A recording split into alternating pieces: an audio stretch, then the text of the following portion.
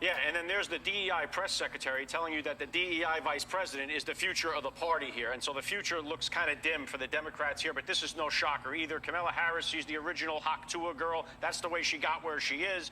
And the party's going downhill if it's in her hands. That was tough. That was harsh. Now, you know somebody not messed up when Fox News reporters have to tell the man that what he said was harsh.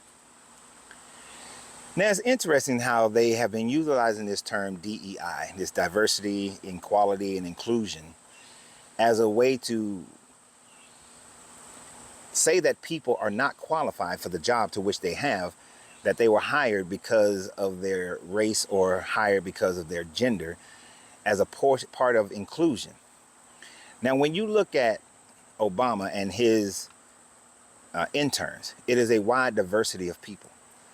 But then right after that, when you look at Trump and his interns, it is all snow, nothing but snow.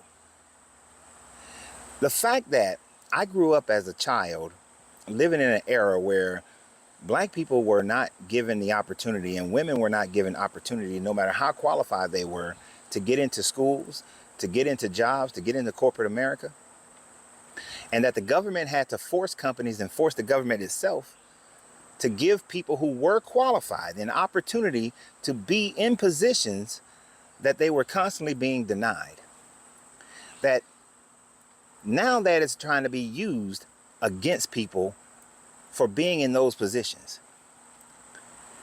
And many white people don't understand that in order for the few black people that do get into position, the few women that do get into position, they don't have to just be qualified. They have to be eminently more qualified than the average white man that gets that position.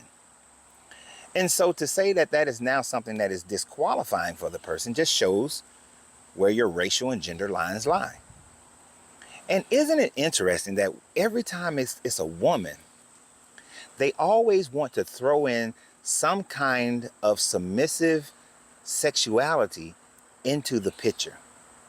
They always want to show that a woman has slept her way, or in this case, Hawk Taugh'd her way into this position, and that all her life, that's what she did.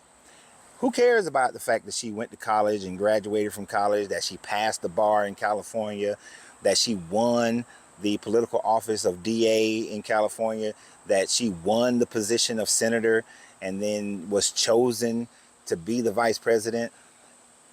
Who cares about all of that?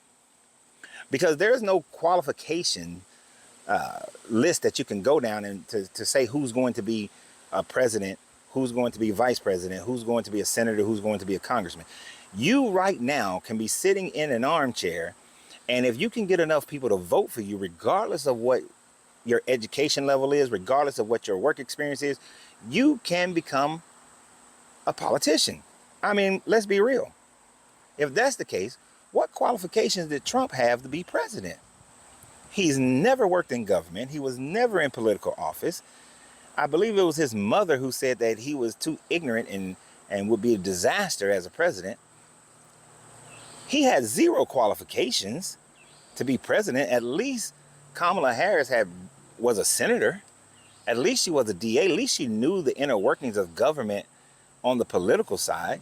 Trump might have known the business side of government and how to pay people off and things of that nature, and to skirt by certain regulations and things of that nature.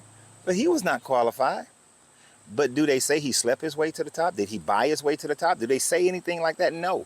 But when it comes to a woman, it's always some sexual innuendo that they have to throw in there to try to degrade a woman. And that is one of the reasons why this country is so divided, is because these people who are allowed to get on the prominent airwaves put these little things into your head, and those who are of that party, whichever party it is, you run with it. You never critically think for yourself.